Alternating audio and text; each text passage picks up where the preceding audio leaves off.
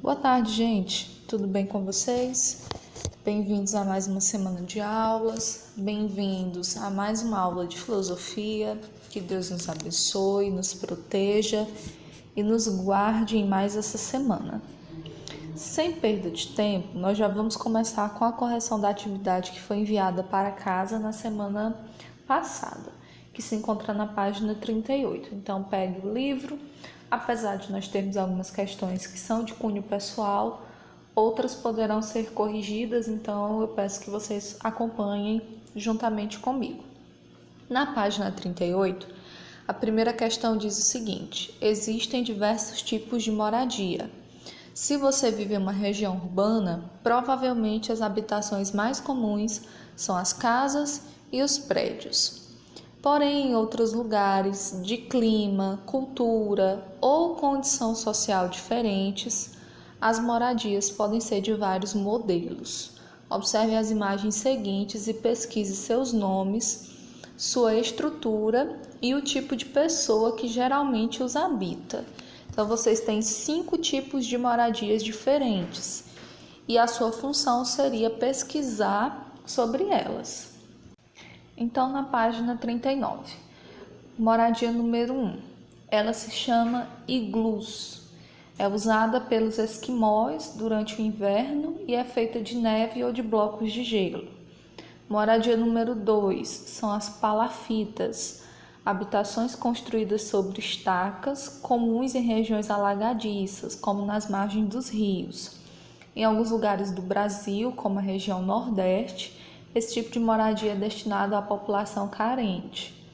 Moradia de número 3 é a casa de pau a pique, na qual as paredes são construídas com varas e barro. Muito comum, era mais comum nos interiores, por exemplo, do nosso município.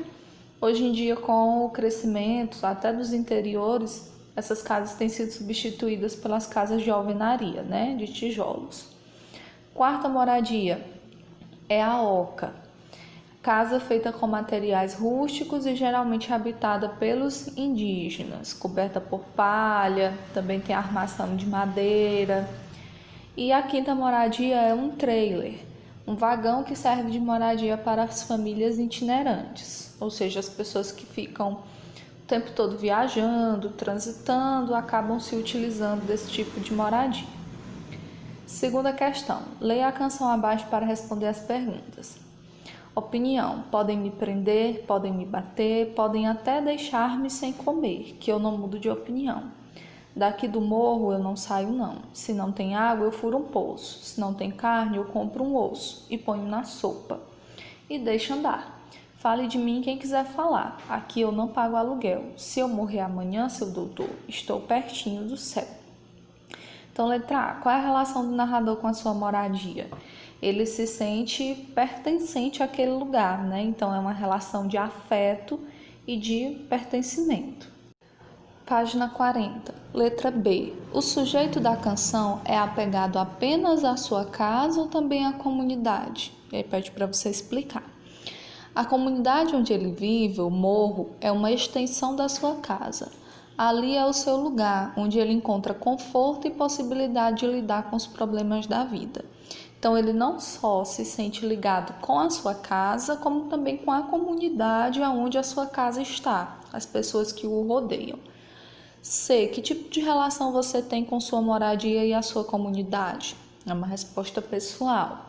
Terceira, para você, como seria a casa ideal? Também pessoal.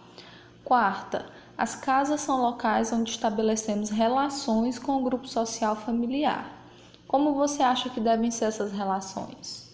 Obviamente, tem que ser relações harmoniosas, porque se estamos vivendo na mesma casa, compartilhando a mesma moradia, nós precisamos estar em sintonia com as outras pessoas, em harmonia também. Quinta questão. As imagens abaixo fizeram parte do noticiário e estiveram associadas a acontecimentos infelizes. Observe-as e identifique. Então, nós temos na primeira imagem um soterramento, infelizmente.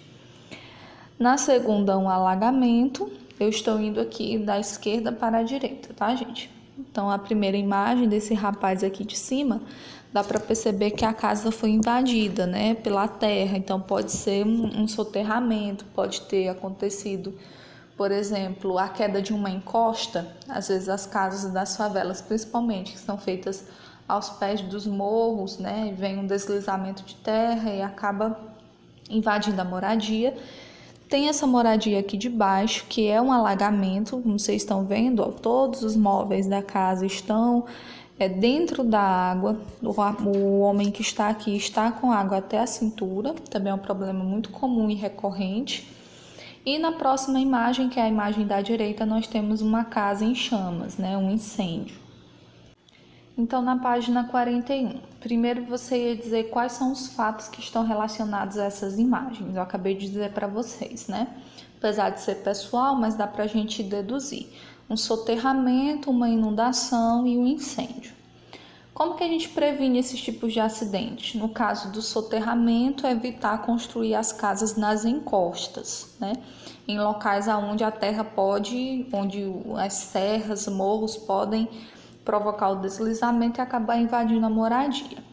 Os alagamentos estão muito relacionados, e no caso do deslizamento de terra, está muito relacionado à devastação, porque se não tem mais a vegetação natural daquele local, automaticamente a chuva vem, inunda, né, o solo e aí acaba levando aquela terra, aqueles detritos e invadindo as casas. O alagamento também está relacionado com uma certa ação do homem, principalmente nas grandes cidades, onde as pessoas não têm um tratamento correto para o lixo, acabam jogando em qualquer lugar.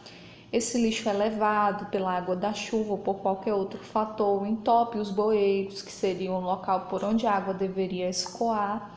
E aí, como a água não tem um espaço para vazão, ela acaba inundando as ruas, avenidas, invadindo as casas. Já na parte do incêndio, é difícil da gente precisar o que aconteceu, porque pode ser uma série de fatores, né? Pode ter ocorrido um acidente doméstico e aí provocou esse incêndio, né? A explosão de gás, ou então pode ter ocorrido um curto-circuito na rede elétrica, ou pode ter sido também intencional. Então é muito difícil precisar, né, como prevenir esses tipos de acidente. Mas o que está relacionado à instalação elétrica, sempre manter as instalações da casa armazenadas, né? Sempre tem que estar dentro das paredes, todas guardadas para que não tenha acesso, não fiquem expostas e não provoquem acidentes. Mas é difícil aqui precisar em relação ao incêndio. Letra C. Na sua região já ocorreu ou ocorre algum desses eventos? A gente já teve, no caso do alagamento, há muitos anos atrás, na verdade, ocorreu o alagamento de vários interiores após um açude que era muito grande, né? E ele acabou rachando literalmente. A água desse açude passou por diversos lugares, acabou enchendo outros açudes pelo caminho e acabou provocando mais inundações e inundou vários povoados daqui do município. Então, não é recorrente, não é um problema comum, mas já ocorreu na nossa região. Então, gente, finalizando a correção, nós chegamos no conteúdo da nossa aula de hoje, que é o boxe para refletir da página 41. Nós continuaremos falando a respeito do direito de moradia. E o texto do Para Refletir tem o seguinte título: Um direito humano à moradia, desde 1948, na Declaração Universal dos Direitos Humanos. Então, esse direito que nós estamos falando desde a aula anterior, que é o direito à moradia, ele está objetivado em lei desde a Declaração Universal dos Direitos Humanos, desde o ano de 1948. A moradia adequada foi reconhecida como direito humano em 1948, com a Declaração Universal dos Direitos Humanos, tornando-se um direito humano universal, aceito e aplicável em todas as partes do mundo, como um dos direitos fundamentais para a vida das pessoas. Então, além daqueles outros direitos que nós já estudamos, a cidadania, a autonomia, a saúde, a segurança, Moradia também é um direito fundamental, também é necessário para a sobrevivência, para a vivência dos seres humanos. Mais que um teto e quatro paredes, o direito à moradia integra o direito a um padrão de vida adequado. Não se resume a apenas um teto e quatro paredes, mas ao direito de toda pessoa ter acesso a um lar e a uma comunidade seguros para viver em paz, com dignidade e saúde física e mental. A moradia adequada deve incluir, e aí nós vamos ver vários tópicos aqui na página 41 e 42, daquilo que deve existir em uma moradia para que ela consiga se adequar a esse direito essencial que o ser humano deve ter. Então, primeiro, segurança da posse. Todas as pessoas têm o direito de morar sem o medo de sofrer remoção, ameaças indevidas ou inesperadas. As formas de se garantir essa segurança da posse são diversas e variam de acordo com o sistema jurídico e a cultura de cada país, região, cidade ou povo. Na nossa cultura nós temos basicamente dois tipos de moradia, a moradia própria e a alugada. Na moradia própria nós já sabemos que o dono da propriedade reside ali. Então como que ele tem essa segurança de posse? Por conta dos diversos anos que ele reside naquela residência, obviamente, mas também pelos documentos que aquela pessoa tem que comprovam que aquela moradia é sua, foi comprada, adquirida por ele. Já na moradia de aluguel ou alugada, o inquilino também tem essa segurança através dos recibos de pagamento do aluguel, por exemplo, e do contrato, né? Que um contrato assinado também vai indicar que aquela pessoa alugou aquele imóvel por um determinado período de tempo. E durante esse período de tempo a pessoa não pode ser despejada, realocada, retirada daquele lugar, porque ela adquiriu aquele imóvel para moradia. Disponibilidade de serviços, infraestrutura e equipamentos públicos. A moradia deve ser conectada às redes de água, saneamento básico, gás e energia elétrica. Em suas proximidades deve haver escolas, creches, postos de saúde, áreas de esporte e lazer, e devem estar disponíveis serviços de transporte público, limpeza, coleta de lixo, entre outros. Todos esses elementos citados são necessários para que as pessoas possam viver dignamente. Então, tudo isso aqui saneamento básico, energia elétrica, escolas, na verdade são só os itens que a pessoa precisa para poder viver dignamente, tá? Respeitando aquele primeiro direito que nós analisamos anteriormente. Página 42. Custo acessível. O custo para a aquisição ou aluguel da moradia deve ser acessível, de modo que não comprometa o orçamento familiar e permita também o atendimento de outros direitos humanos, como o direito à alimentação, ao lazer, etc. Da mesma forma, gastos com a manutenção da casa, como despesas com luz, água e gás, também não podem ser muito caros.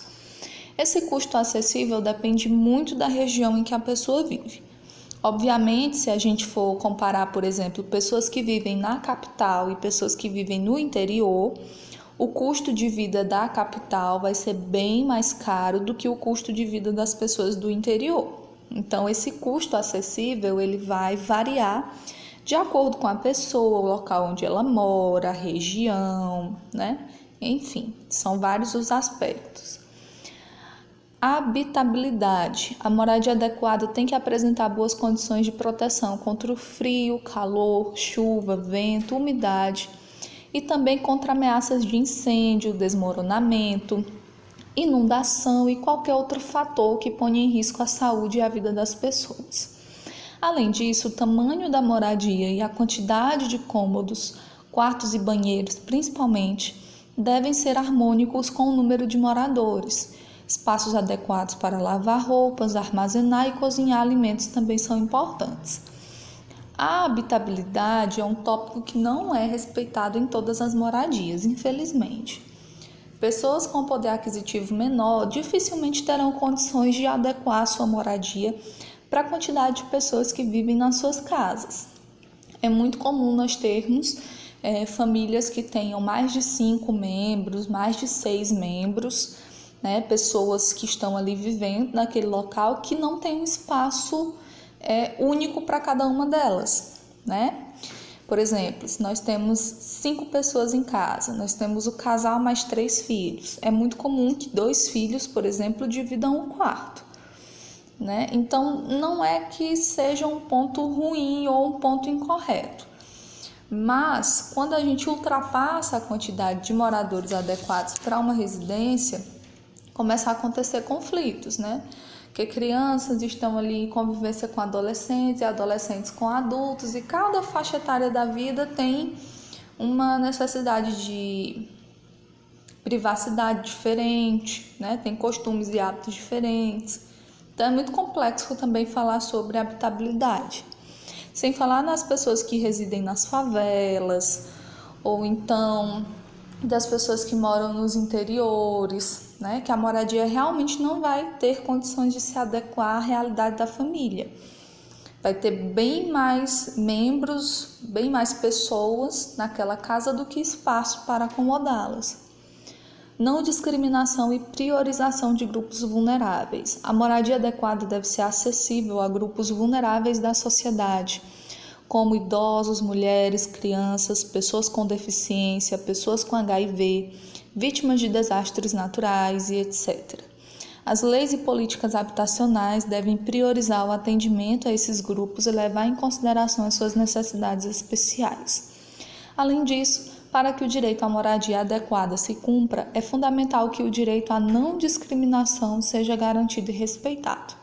É como eu falei anteriormente para vocês, dificilmente a gente vai conseguir ter acesso a todos os itens necessários de uma moradia, todos os itens que são considerados necessários para uma moradia, né? Infelizmente. E aí isso vai entrar numa série de questões. Pode estar relacionado ao poder aquisitivo da família, pode estar relacionado à quantidade de membros que residem naquela casa. Então são inúmeros fatores e cada família vai apresentar uma realidade diferente.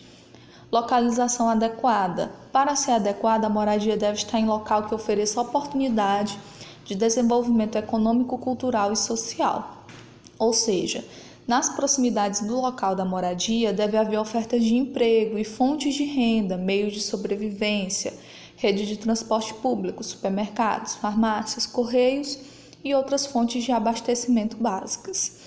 Vou citar aqui novamente as pessoas que moram na favela. É uma localização adequada? Não é. Muitas das casas que são construídas nas favelas são construídas de forma ilegal. São construídas perto dos morros, são construídas em locais que favorecem o alagamento ou deslizamento de terras. Infelizmente, isso acontece. As pessoas estão ali porque elas querem? Obviamente não. Elas estão ali pois foi o único espaço que elas conseguiram, arranjar, adquirir para viver. E por último, a adequação cultural. A forma de construir a moradia e os materiais utilizados na construção devem expressar tanto a identidade quanto a diversidade cultural dos moradores e moradoras. Reformas e modernizações devem também respeitar as dimensões culturais da habitação. Então, como vocês podem perceber, nós temos inúmeros aspectos que devem ser observados na moradia. Mas isso é a teoria. Novamente eu chamo a atenção de vocês. Isso tudo é o que está na teoria. Na prática, a concretização dessas análises, dessas características é muito difícil, porque cada família tem uma realidade diferente, cada pessoa vive uma realidade diferente. Então, gente, nossa aula de hoje era para tratar sobre esses aspectos da moradia, para a gente refletir um pouquinho a respeito de como a moradia ideal deve ser. E na página 42 está a atividade que vocês responderão no caderno, tá? Perguntas e respostas, cabeçalho, tudo bonitinho, as questões para reflexão, tá bom? Qualquer dúvida é só entrar em contato com a gente e até a nossa próxima aula.